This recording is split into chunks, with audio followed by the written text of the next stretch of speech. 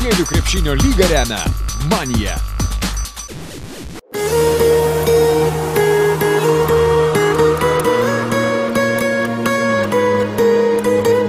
Kaune prieš pirmasias moterų Eurolygos rungtynes įvyko neregėtas susitikimas. Moksleivių krepšinio lygos organizuota principinė dviejų Kauno krepšinio mokyklų kova ir amžinas klausimas, kas nugalės – merginos ar vaikinai. Kauno krepšinio mokyklos Aisčių jaunių merginų ir Kauno Arvydo Sabonio krepšinio centro jaunučių vaikinų komandos sužaidė lygiosiomis 76-76.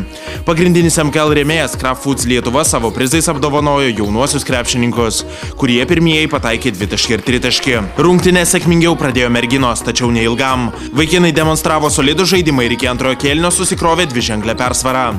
Birutės Jankauskienės auklėtinė susijėmė antroje rungtynių pusėje ir ištirpdė turėtą vaikinų pranašumą.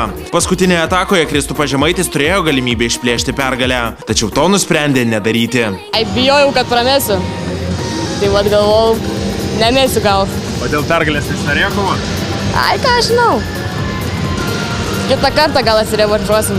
Mes žinom, kad vaikinai jaunesni ir tikriausiai ūgių bus nedidesni, bet galvojom, kad aplakstys, bet stengiamės tiesiog nekrito kai kuriom matom. Merginos, aišku, yra silpnesnės fiziškai, bet vis tiek jos gerai pataiko iš toli, protingai žaidžia. Šiek tiek berniukai atsileido gynyboje ir mes pasistengėm ir mums pavyko. Kaip manai, kodėl čia toks lygus rezultatas? Tyčia ar nelabai? Ne, jau čia netyčia. Tiesiog galbūt berniukai galvojo, kad kaip čia gražiai pasielgti ir palikti lygiasis. Moterų Eurolygos rungtynių pertraukoje taip pat įvyko Kauno krepšinio mokyklos Aisčių, pačių mažiausiųjų krepšininkių parodomoji treniruotė. O vėliau buvo apdovanoti ir pagerbti Kauno Vičiaistės žaidėjų pirmieji treneriai. Moksleivių krepšinio lygos ir Vičiaistės krepšinio klubo bendras projektas skirtas vaikams ir jaunimui, kuriuo norima juos pritraukti į krepšinio sales ir į Kauną sugrįžtantį aukšto lygio moterų krepšinį.